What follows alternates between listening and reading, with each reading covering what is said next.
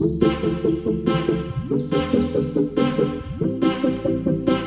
दोस्तों, मैं अमरदीप का ध्यान। नमस्ते, प्रणाम, सलाम वालेकुम, सत श्री अकाल, जय मसीह की, राम राम जी, जय माता दी। दोस्तों, आपका स्वागत है मेरे यूट्यूब चैनल डिसेंट एडवाइस में। दोस्तों, आज हम बात करेंगे, आपने कोई लोन लिया हुआ है किसी भी तरह का, personal, business loan, secure loan, unsecure loan, credit card का लोन या किसी भी तरह का लोन अगर आपके पास आपने लिया हुआ है, किसी कारण से आप अगर वो भर नहीं पा रहे हैं, तो कंज्यूमर कोर्ट में आपकी मदद किस तरह से हो सकती है। दोस्तों, सबसे पहले तो हम कंज्यूमर कोर्ट के बारे में जानेंगे कि कंज्यूमर कोर्ट होती क्या है और ये कब से बनी है। देखो, जो नॉर्मल कोर्ट है वो तो अंग्रेजों के जमाने से, ब्रिटिश काल से बनी हुई है और चली हुई है। आपने देखा होगा भगत सिंह जी को जो फांसी दी गई थी, तब उनके ऊपर भी कोर्ट में केस चलाया गया था। तो इसका मतलब क्या हुआ कि ब्रिटिश काल में भी कोर्ट चलती थी हमारे देश में, जजेस बैठते थे उस टाइम भी। वो बात ठीक है कि ब्रिटिश काल में भगत सिंह जी को, राजगुरु जी को, इनको फांसी दे दी गई क्योंकि ब्रिटिश काल के ही जज थे, अंग्रेजी जज थे और उन्हीं का ही कानून चलता था और हम उस टाइम तो गुलाम थे। लेकिन अब क्योंकि देश आजाद है, उसमें ये जो कंज्यूमर प्रोटेक्शन एक्ट है, उपभोक्ता संरक्षण कानून, ये बना है 1986 में। इससे पहले भी कंप्लेंट हो सकती थी अगर आपके ने कोई प्रोडक्ट खरीदा, कोई चीज खराब निकल गई, लेकिन वो सिविल कोर्ट में उसकी कंप्लेंट होती थी, सिविल कोर्ट में ही केस डलता था। लेकिन कंज्यूमर प्रोटेक्शन एक्ट 1986 में बना, उसके लिए सरकार ने भारत देश में, सारे देश में भारत सरकार ने अलग से अदालतें बना दी, जो कि वहां पे सिर्फ और सिर्फ कंज्यूमर से रिलेटेड केस जाते हैं। तो उसके बाद ये चलती रही। इसमें अब एक बदलाव किया गया है। क्यों बदलाव करना पड़ा? अब नया एक्ट आ गया है, कंज्यूमर प्रोटेक्शन एक्ट 2019, उपभोक्ता संरक्षण अधिनियम 2019। उसमें बहुत सारे बदलाव किए गए हैं और बहुत ज्यादा ग्राहक के हित में वो चला गया है। क्या कारण है भाई? जब 1986 में बना था, उस टाइम तो ऑनलाइन कुछ था ही नहीं, नेट का तो जन्म ही नहीं हुआ था। अब क्योंकि 2019 तक आते आते अब बहुत सी चीजें, लगभग सभी चीज ऑनलाइन हो गई हैं। आपने देखा होगा अमेजोन से लोग ज्यादातर शॉपिंग करते हैं, और भी बहुत सी वेबसाइट हैं और भी साइटें हैं जहां से लोग शॉपिंग करते हैं। अब दिक्कत परेशानी बहुत ज्यादा आने लगी थी। जो पहला जो संरक्षण कानून था उपभोक्ता का, वो ये कहता था, मान लो अब मैंने अमेजोन से या किसी भी फ्लिपकार्ट से या किसी भी कंपनी से मैंने कोई सामान मंगा लिया, मान लो वो सामान मंगवाया मैंने 1000 रुपए का। अब उसका कंपनी का ऑफिस है बॉम्बे।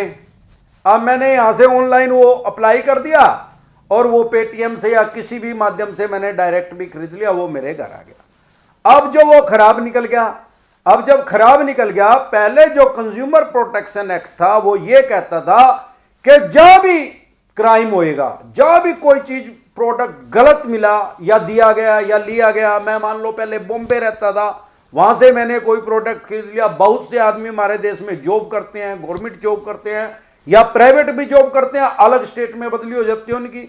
अब किसी ने वहां से खरीदा 3 लाख रुपए का सामान, वो अब दूसरी स्टेट में चला गया। अब वो पहला जो उपभोक्ता संरक्षण कानून था वो ये कहता था कि जहां से आपने प्रोडक्ट लिया है, जहां पे उस प्रोडक्ट में कमी निकली, जहां से वो खरीदा था, जहां से वो बिल कटा था, आप उसकी शिकायत उसी कोर्ट में कर सकते हैं। मगर अगर मैंने मुंबई के थाने से लिया, महाराष्ट्र के, तो थाने में ही जाके मुझे उसी जगह पे जाके ही उसी कंज्यूमर कोर्ट में उस कंपनी के खिलाफ कंप्लेंट देनी पड़ेगी। अब दिक्कत परेशानी का आती है थी कि मैं रहता हरियाणा में, करनाल में, यहां से 2000 किलोमीटर दूर तो वो वैसे ही है। अगर मान लो मेरी 20-30 हजार रुपए की कोई चीज खराब होगी तो मेरे 2-3 वहां चक्कर लग गए, वहां वकील करना पड़ेगा, तो मेरे 20-30-50 हजार रुपए तो वैसे ही लग जाएंगे। तो क्या होता था, लोग वहां पे जाते नहीं थे। अब जो नया कंज्यूमर प्रोटेक्शन एक्ट 2019 आया है वो ये कहता है कि अगर आपने सारे देश के किसी भी कोने से कोई भी प्रोडक्ट खरीदा ऑनलाइन या ऑफलाइन, मान लो आपने कोई, आप पहले केरला रहते थे, आपने केरला से कोई सामान खरीदा 1,000 रुपए का, या आप वहां घूमने गए, आपने वहां से 1,000 रुपए का सामान खरीद लिया और वो निकल गया खराब ट्रेन में आते आते वापसी आपके घर, आप उसके ऊपर केस कर सकते हैं। केस कहां करेंगे? अगर आप करनाल रहते हैं, आप जम्मू कश्मीर रहते हैं, आप जम्मू कश्मीर में कुपवाड़ा में रहते हैं, हर जिले के अंदर उपभोक्ता अदालत है, आप वहां जाके अपना केस रजिस्टर्ड कर सकते हैं। अब आप जम्मू कश्मीर रहते हैं, केरला कहां है, कश्मीर कहां है और कन्याकुमारी के पास है केरला, अब उस आदमी को वहां की कोर्ट में आना पड़ेगा। पहले क्या था, कंज्यूमर को वहां जाना पड़ता था, अब जिसने वो आपको बेचा है, जो जिस कंपनी ने उसको बनाया, अब उसकी रिस्पॉन्सिबिलिटी बन गया है। अब वो क्या हुआ, अगर आपका 1,000 रुपए का सामान, वो 1,000 रुपए आपके वापसी दे देगा, 10,000 का भी होगा तो भी वो 10,000 रुपए आपके वापसी दे देगा और अपना सामान ले लेगा। क्यों? उसको आने जाने में रह लेगा, ट्रेन में भी जाएगा तो भी उसके 10,000 रुपए आने जाने में लग जाएंगे और वकील लेगा अलग, और उसको पता है लास्ट में वो हारेगा ही। पहले क्या था, उपभोक्ता सावधान, भाई जो कंज्यूमर है वो अलर्ट होकर सामान खरीदे। अब दूसरा पलट मार दी गई है इसको, जो बेचने वाला है वो सावधान, वो ध्यान से बता के बेचे, जो चीज उसके अंदर नहीं है वो ना बोले उसको। तो ये इस तरीके से आपने किसी भी चीज का कोई प्रोडक्ट खरीदा, आप कंज्यूमर प्रोटेक्शन एक्ट के तहत आप केस फाइल कर सकते हैं। उसमें 1 करोड़ तक का अगर आपका मुआवजा आपने लेना है, 1 करोड़ तक की कोई चीज आपकी खराब हो गया, उसके खिलाफ आपको शिकायत दर्ज करनी है तो आप जिला उपभोक्ता अदालत में कर सकते हैं। 1 करोड़ से लेकर ऊपर और 10 करोड़ तक अगर आपका कोई भी प्रोडक्ट है, कोई घोड़ा गाड़ी स्कूटर मोटरसाइकिल तो नहीं आएगी, कोई भी चीज ऐसी है जो 1 करोड़ से ऊपर है, उसको आपको सीधी स्टेट में कंप्लेंट करनी पड़ेगी, राज्य उपभोक्ता अदालत में, जो कि आप जिस स्टेट में रहते हैं उसी स्टेट की उपभोक्ता अदालत में करनी पड़ेगी। 10 करोड़ से ऊपर का अगर कोई आपका डिस्प्यूट है किसी भी कंपनी के साथ, आपको सीधा नेशनल कंज्यूमर कोर्ट में जाना पड़ेगा, राष्ट्रीय उपभोक्ता अदालत, जो कि हमारी दिल्ली में है। फिर आप देश के किसी भी कोने में रहते हो, आपका केस सीधा वहीं फाइल होएगा। इसमें कंज्यूमर कोर्ट में आपको वकील की कोई जरूरत नहीं है, आप चाहें तो वकील कर ले, चाहे तो आप अपना केस अपने आप ही लड़ ले। क्यों? क्योंकि उसमें केस क्या लड़ना और उसमें कानून के ज्ञान होने की क्या जरूरत है। आपने कोई मोबाइल खरीदा, वो खराब निकल गया, आपको तो पता ही है भाई साहब इसमें क्या बीमारी है, तो वकील क्या करेगा, आप जाके खुद से ही एक 50 रुपए की एप्लीकेशन लगा के लिखवा के, वो बैठे रहते हैं टाइपिस्ट वहां पे, और वहां पे जिला उपभोक्ता अदालत में दे दो। आपने कोई एसी खरीदा, आपने कोई पंखा खरीदा, वॉशिंग मशीन खरीदी, आपसे ज्यादा किस वकील को पता है कि उसमें फॉल्ट क्या है। आपको अपनी बात सिर्फ मानने जज साहब के आगे रखनी है। ओ भाई, इसमें मैंने देखा है कि 99.99 कंज्यूमर ही जीतता है, क्योंकि कंज्यूमर ज्यादातर वैसे बिना बात में कोई कंप्लेंट रजिस्टर नहीं करवाता। कंज्यूमर तो बात होने के बाद भी उसको ज्ञान नहीं होता यार, फिर भी नहीं करवाता।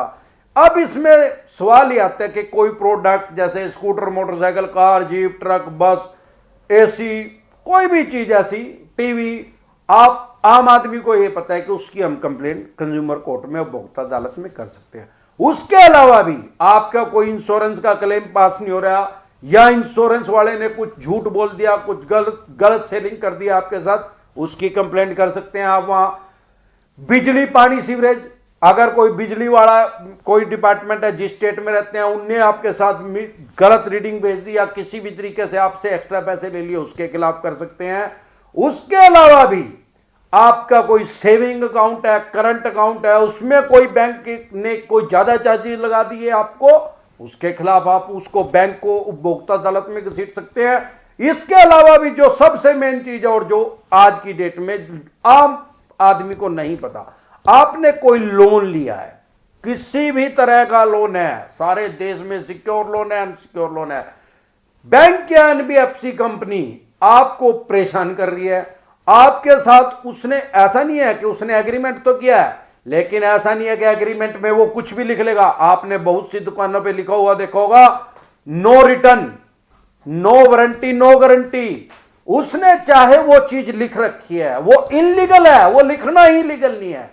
अगर वो लिखी भी हुई है और आपने उससे वो खरीद ली और आपने बिल ले लिया, आप ये ना सोचिए यार इसने तो लिख रखा था, लिख ले भाई, कुछ ही लिख ले, ऐसे के मेरे यार जो मर्जी लिख ले, वो कानून के दायरे में नहीं है। No return, no warranty, no guarantee नहीं भाई, जो सामान बनाया, जो बताया उसको उसकी गारंटी लेनी पड़ेगी।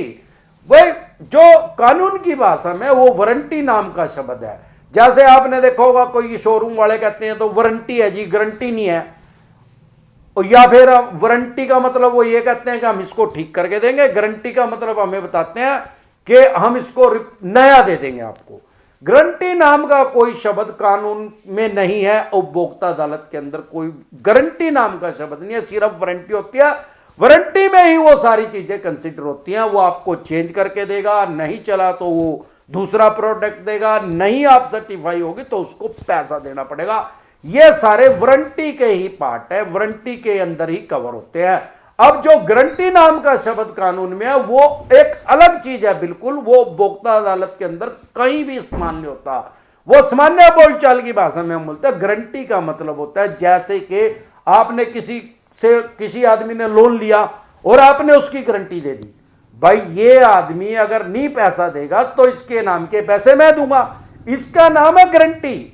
और वो गारंटी थोड़ी है यार, उसमें किसी ने ये थोड़ी किया भाई ये सामान नहीं है तो मैं इसके पैसे दे दूंगा, वो कोई गारंटी नाम का शब्द नहीं है। हां, आपने कोई लोन लिया, अब वो लोन में मेरे देखने में आया यहां कई एनबीएफसी कंपनियां 14 बार ईसीएस लगा रही है, वो अलाउड नहीं है। अगर किसी बैंक या एनबीएफसी कंपनी ने आपके साथ ऐसा किया, अब ये क्या करते हैं बैंक एनबीएफसी कंपनी वाले, 99% जो चवन्नी छाप रिकवरी एजेंट है उनको पीछे लगा देते हैं। लोगों का खून उन्होंने चूसी रखा है, वो आपको पता ही है। वो चलो उसने लगा दिए, लगा भाई, अब उसने क्या किया, वो आपकी लीगल नोटिस भेजता है, आपकी कमियां ढूंढता है, भाई मेरी इसने एक किस्त नहीं दी, इतनी मैंने प्लेंटी लगाई थी ये नहीं दी, बाउंड चार्जेस नहीं दिए, उसके भी आप पे अभी तो माननीय सुप्रीम कोर्ट से एनपीए पे रोक लगी हुई है, लेकिन वो आपके खिलाफ केस कर सकता है। अब आपको क्या करना चाहिए, आपको उस बैंक और एनबीएफसी कंपनी की कमी ढूंढनी चाहिए। भाई मैंने लोन लिया, मेरे से नहीं दिया जा रहा, आपने मेरी 50 कमी ढूंढ दी और मैं आपकी एक कमी ढूंढ दूं तो फिर आप क्या करोगे? सबसे बड़ी कमी इनकी क्या पाएगी, ये ईसीएस को दोबारा हिट करते हैं। अगर आपकी 20,000 रुपए किस्त है, अगर न्यूज में 20 है 10 कर देंगे, उसकी 2,000 रुपए भी निकालते हुए मैंने देखे। ऐसे कोई इनके पास राइट्स नहीं, अगर चाहे इन्हें लिखवा भी रखा है, आप सीधा जाके कंज्यूमर कोर्ट में इनके ऊपर केस कर दो, फिर इनको पता लगेगा भाई इसके ऊपर क्या केस करेगा, इन्हें तो तेरे ऊपर ही केस कर दिया, इसका जवाब दे भाई, ये 14 बार क्यों लगाई?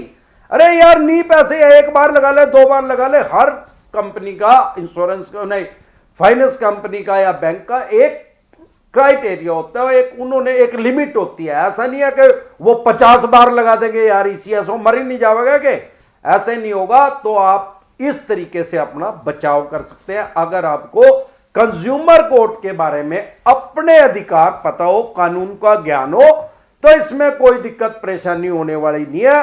आपका किसी भी तरह की कोई समस्या हो, कानूनी कोई अड़चन हो किसी भी तरह की, आप मुझे कमेंट करें। और आपको यह वीडियो अच्छी लगी हो, इससे रिलेटेड आपके किसी यार प्यारे रिश्तेदार की इस टाइप की समस्या हो तो उसके पास शेयर करें और बेल आइकन का बटन दबाना ना भूलें। नमस्कार।